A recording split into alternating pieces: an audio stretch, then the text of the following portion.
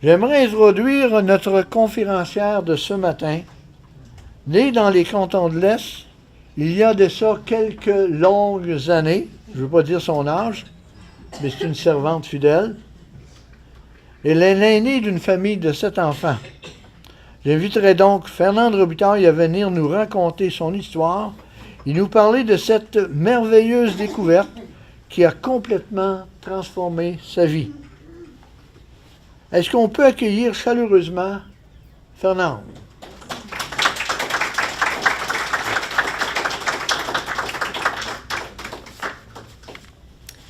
Oui, je dois dire merci au Seigneur de me donner ce privilège. Je pense que c'est le plus beau cadeau de la fête des mamans que je pouvais recevoir, que de pouvoir témoigner justement de son amour et le fait aussi qu'il m'a donné la possibilité d'être une maman. Moi, je suis l'aînée d'une famille de 7 enfants, comme l'a dit mon frère. J'ai eu une maman qui a été présente, aimante et pieuse. J'ai eu un papa qui était plutôt absent, puis avec des problèmes de boisson. J'ai toujours aimé mon papa, mais pas la boisson. Il y a une différence. Je voulais le noter. Parce qu'il est rendu maintenant, à la fin de sa vie, je suis sûre qu'il est rendu avec le Seigneur maintenant, parce qu'il s'est réconcilié avec son Seigneur. C'est sûr, comme ayant un papa qui s'adonnait à ça, cette difficulté-là dans sa vie, ça a occasionné beaucoup de difficultés, beaucoup d'inquiétudes dans ma vie en tant qu'enfant, adolescente et tout au long de ma vie. À un point tel que la nuit, moi, je ne dormais pas beaucoup parce que je surveillais toujours quand mon père n'était pas arrivé. Et si je voyais que les lumières restaient allumées plus longtemps, hop, puis le moteur ne s'arrêtait pas de l'auto, je n'aimais pas ça. Je disais, là, il doit être vraiment plus en boisson là, pour ne pas éteindre ses lumières. Puis, ben, je me levais, puis à chaque fois, j'allais le chercher. Puis j'ai été souvent le chercher. Puis il se laissait faire. Il s'en venait, puis j'avais toujours peur qu'il meure dans l'auto à cause du gaz, là. Puis ça, en tout cas, je m'occupais de lui. J'ai toujours eu quand même une très bonne relation avec mon père. Beaucoup de partage avec lui. Il s'ouvrait beaucoup à moi. En tout cas, je suis contente d'avoir pu lui témoigner de l'affection, malgré ses temps rough. Et c'est bien sûr que l'inquiétude, l'instabilité, beaucoup. Mon père, c'est un vendeur, fait qu'il allait vendre tout partout. Il était souvent parti. Puis les salaires, ben, c'était pas fixe non plus. C'était comment qu'il vendait. Hein, fait que c'est sûr que c'était pas toujours facile pour ma mère. Et je peux vous dire que j'ai été 23 ans chez nous. Je me suis mariée à l'âge de 23 ans. J'ai rencontré mon époux à l'âge de 22 ans, mon merveilleux mari. On rend gloire à Dieu pour mon mari. Et ça a été pour moi comme un havre de paix. Après qu'on a été mariés, là, on s'est mariés en 67. Et c'était un havre de paix chez nous parce que j'étais habituée, moi, à ce que les choses n'étaient pas payées, en tout cas, tout était en retard. Mon mari, ben, c'est un homme qui est physiquement et spirituellement, il est fidèle et s'occupe de son affaire. Et c'est bien sûr par après, on a continué de visiter, on s'est marié en 67, et on a continué bien sûr de visiter mes parents régulièrement. Mes parents étaient déjà visités par une dame, une chrétienne évangélique dans les cantons de l'Est, qui allait les visiter, bien sûr, pour leur parler de l'Évangile. C'était une évangéliste à tout le monde, n'importe où, n'importe quand, mais elle a vraiment un cœur d'évangélisation. Alors, elle était chez mes parents, puis un soir qu'on est allé, naturellement, ben, c'est dit, hey, en voilà d'autres dans la famille, je vais en profiter. Alors, elle s'est même parlé de la parole de Dieu. Puis là, ben, elle arrivait avec un salut gratuit par la grâce. C'est pas par les œuvres afin que personne ne se glorifie. Puis moi, à ce moment-là, dans ma religion, il fallait faire des œuvres pour être sauvé. Et moi, ben, je n'étais jamais assez sûre d'avoir fait assez d'œuvres pour mériter mon salut. Je suis mêlée, moi, à des places. Je n'étais pas certaine, j'avais pas d'assurance dans mon cœur. Puis là, ben, c'est bien sûr que j'étais troublée et je cherchais, j'étais chambranlée un petit peu. Elle m'a apporté un verset dans 1 Timothée 2,5. Ça donnait un coup. Ce verset-là, je l'ai appris par cœur. Car il y a un seul Dieu et un seul médiateur entre Dieu et les hommes. Et c'est Jésus-Christ lui-même qui s'est donné en rançon pour tous. Aïe, aïe. Moi, je croyais que Marie, ta médiatrice de toute grâce, j'avais plein de saints qui étaient mes médiateurs. Wow! J'en ai des médiateurs, moi. Mais je dis, Dieu me dit quand j'en ai rien qu'un. Ça a tellement fessé dans mon âme, là, que je n'ai plus jamais été capable de reprier Marie. Parce que j'avais rien qu'un médiateur. Il disait un, c'était un. Et ça a bouleversé ma vie. C'est bien sûr que ça brassait, je n'étais pas sûre. Je voulais-tu être en relation avec elle ou non? Ça me fatiguait en même temps. Hein? J'aimais ça, mais ça me fatiguait aussi en même temps. Puis, entre-temps, bien, comme je vous ai dit, ça faisait un bout de temps qu'on était mariés. Non, à ce moment-là, c'était en 72 ans. On est déménagé à Sherbrooke. Et puis, rendu à Sherbrooke, bien, c'est bien sûr que les chrétiens ont donné notre nom pour qu'ils viennent nous visiter. Hein? On en a profité d'avoir d'autres contacts. Puis je voyais que plus que Dieu s'approchait de moi par sa parole, le plus que je m'éloignais de ma religion. Ça me travaillait, ça, en dedans de moi, ça me bassait. Hein? Et parce que moi, là, ma religion, là, c'était le moyen de connaître, d'aimer et de servir Dieu. C'était vraiment le moyen que j'avais. Puis j'étais pas juste... comment je dirais, j'étais pratiquante, j'étais religieuse pratiquante. Tout ce qu'il y avait à l'église, j'étais là. Même jeune enfant, j'allais à la messe avant d'aller à l'école. Ça m'attirait, les choses de Dieu m'avaient toujours attiré. Fait que là, un bon soir, bien sûr, les chrétiens, ils viennent nous visiter. Puis encore là, ce que j'entendais, c'était le témoignage que c'est par la foi qu'on est sauvé. C'est pas par les œuvres. Du coup, on sont bien fatigués avec ça. Puis ils ont l'assurance, eux autres, dans leur cœur, pour qu'ils se prennent. Hein? Comment ça? Moi, je n'ai pas l'assurance après tout ce que j'ai fait, tu sais.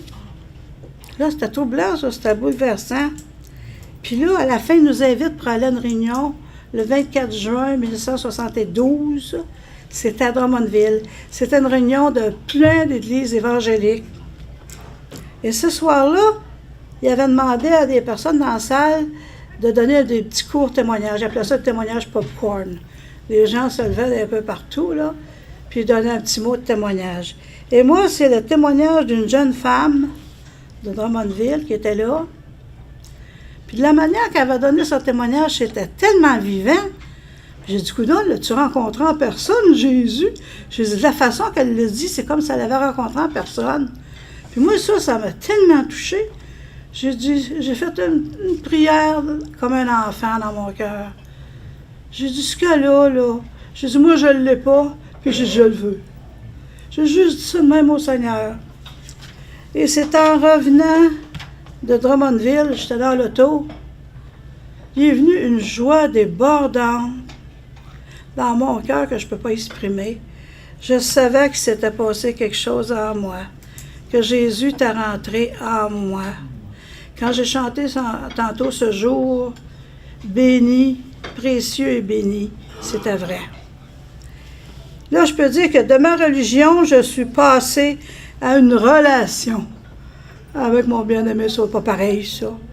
La religion puis une relation personnelle avec quelqu'un. Et ces deux, hein. Et là,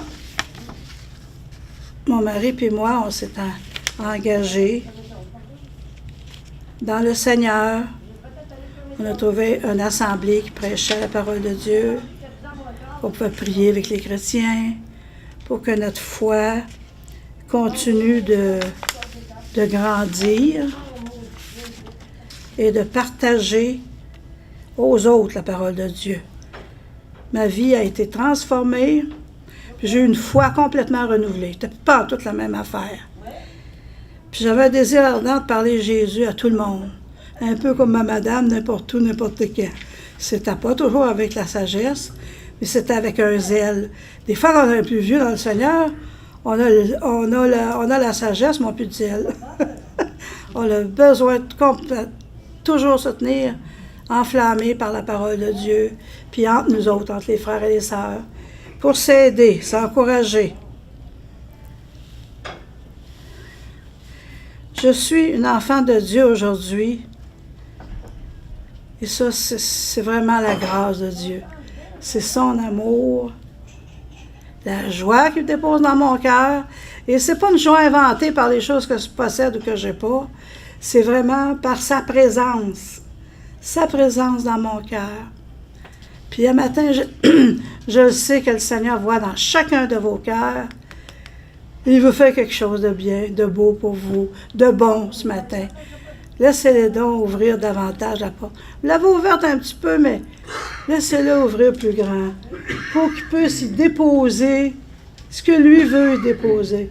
Qu'on soit un chrétien, ça fait 20 ans, ou qu'on vienne ici pour la première fois ce matin, son amour est le même pour chacun de nous. Et il veut nous amener là où il a prévu pour le plan qu'il a pour chacune de nos vies. Et ça, c'est une grande bénédiction. J'ai sa paix et qui ne dépend pas des circonstances, mais qui dépend encore là de sa présence. Et ça, il n'y a pas plus grande chose qui peut nous arriver dans nos vies, d'avoir la certitude de la vie éternelle, que si je passe à trépas d'aujourd'hui ou demain, je sais que je vais aller avec mon Sauveur. Et ça, je ne peux pas garder ça pour moi. C'est impossible. Ça, ce serait égoïste. Je veux le partager, je veux le dire. Puis ça fait 24 juin 1972. Ça commence, ça fait pas mal d'années, là, que Jésus marche avec moi. Je marche avec lui. Il m'aide. Il est fidèle, lui, puis il veut qu'on demeure fidèle à lui aussi. Alors, je vous remercie à chacun de vous qui êtes là ce matin. Puissiez-vous accepter la bénédiction de Dieu pour votre cœur.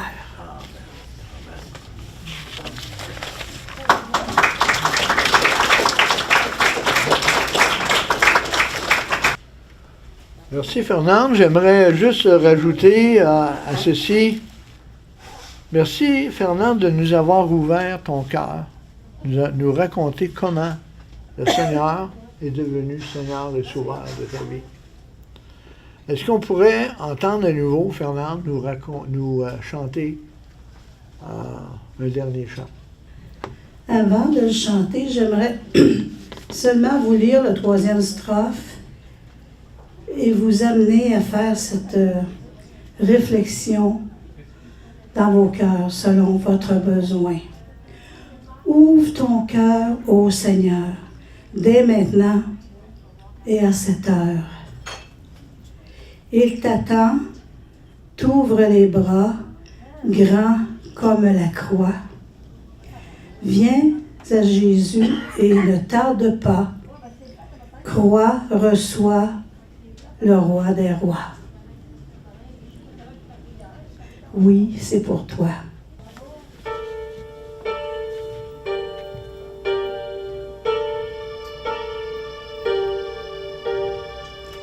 Jésus vint sur cette terre prendre sur lui notre misère, pardonner tous nos péchés.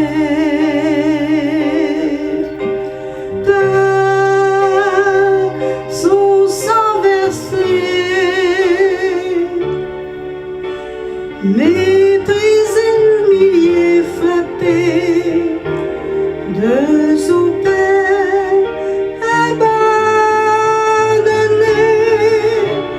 Oui, c'est pour toi, oui, c'est pour moi que Jésus fut cloué à la croix.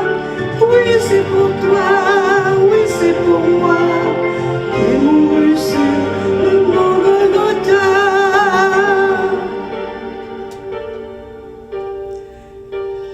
Jésus a donné sa vie. Jésus dit, tout est accompli. Par la grâce et par la foi, Jésus, tu reçois, car cela ne vient pas de toi, c'est le don de Dieu pour toi. Oui, c'est pour toi, oui, c'est pour moi que Jésus fut cloué à la croix. Oui, c'est pour toi, oui, c'est pour moi qui mourut sur le mont Golgotha.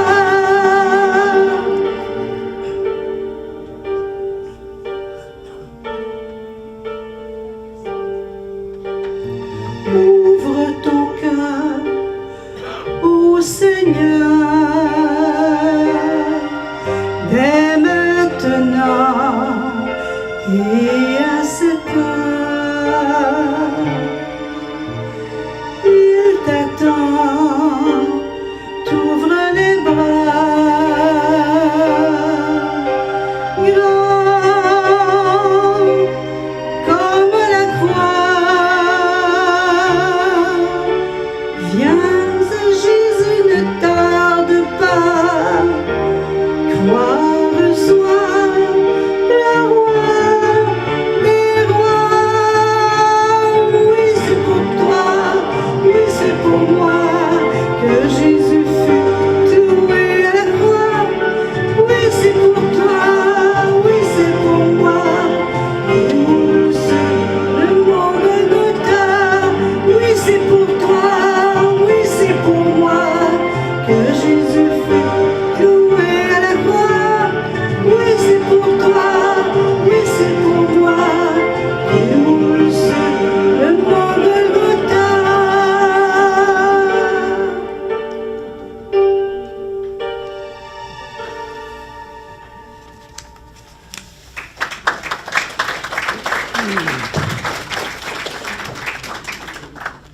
Merci Fernand. Si je fais un résumé de son témoignage, Fernand a dit ce qu'il a, je ne l'ai pas, je le veux. Est-ce que quelqu'un pourrait s'identifier à ça? Ce que Fernand a, ce qu'elle a vécu, vous ne l'avez pas, mais vous le voulez. Dans le fond, c'est ça. Quels sont ceux qui aimeraient vivre la même expérience que Fernand?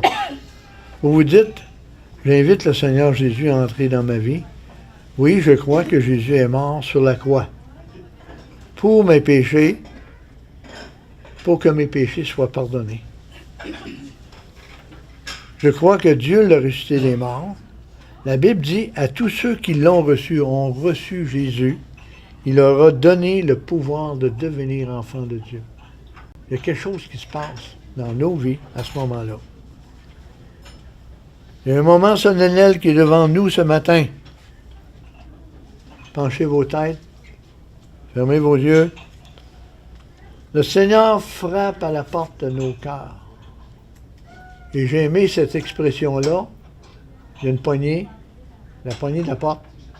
Il ne forcera pas la porte. La poignée est à l'intérieur. C'est vous, par un geste volontaire, volontiers, vous disiez, entre dans ma vie, Seigneur. Quels sont ceux qui pourraient faire cette prière-là ce matin, disant, Seigneur, entre dans ma vie, sois le Seigneur de ma vie. Je crois que tu es mort sur la croix et que tu as versé ton sang afin que je sois sauvé. Quels sont ceux qui seraient d'accord avec cette affirmation-là? Regardez-moi, quels sont ceux qui pourraient montrer la main en disant, Seigneur, entre dans ma vie. Sois le Seigneur de ma vie. Dans Jean 3,16, il nous est dit, car Dieu a tant aimé le monde qu'il a donné son Fils, afin que quiconque, au lieu de quiconque, je pourrais placer mon prénom, afin que Yvan croit en lui et la vie éternelle. Il y a un cadeau ultime, suprême, qui vous est offert ce matin. Combien de gens ont fait le témoignage, qui se sont reconnus devant Dieu, qui ont reconnu devant Dieu qu'il était pécheur, qu'il avait besoin d'un sauveur. J'ai dit ce matin que Dieu a utilisé nos moments pour nous donner la vie humaine, mais qu'il a utilisé Jésus à la croix pour nous donner la vie éternelle. Merci de votre présence ce matin. Vous avez une invitation qui vous est faite de lire la parole.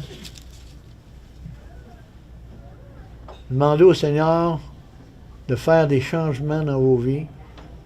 Je voulais vous faire un bref témoignage ce que j'ai déjà fait ici. J'avais une maladie de sang, j'ai été transfusé 125 fois. Et je suis persuadé que c'est Dieu qui m'a guéri par l'entremise des sacrifices de son Fils. Et je parlais à Fernande tout à l'heure. Il y a une histoire qui nous est racontée dans Matthieu qui dit que la dame avait une perte de sang. Elle avait mis tout son argent dans les mains du médecin. Et puis Jésus a passé, puis il l'a guéri. Moi, je lisais ce verset-là qui disait « Elle sentit dans son corps qu'elle était guérie ». Je peux vous dire une chose, que j'ai senti dans mon corps que j'étais guéri. Et en lisant la parole, Dieu est venu me confirmer. Il y a des cadeaux extraordinaires pour chacun de nous. Le Seigneur veut avoir une relation personnelle. Alors qu'à un moment donné, je me faisais enlever une dent, j'étais 3 jours de temps à l'hôpital. L'hémophilie, ça ne se guérit pas médicalement. Mais miraculeusement, oui. Et quand je vous dis que j'ai lu les Écritures, quand ça disait qu'elle sentit dans son corps qu'elle était guérie, à un moment donné, je me suis coupé. Puis ça brûlait. Je disais, ça brûle donc bien, qu'est-ce qui se passe? Moi, j'avais jamais senti c'était quoi la coagulation. Et j'ai senti dans mon corps que j'étais guéri. Je pourrais vous parler des journées de temps, comme Fernand.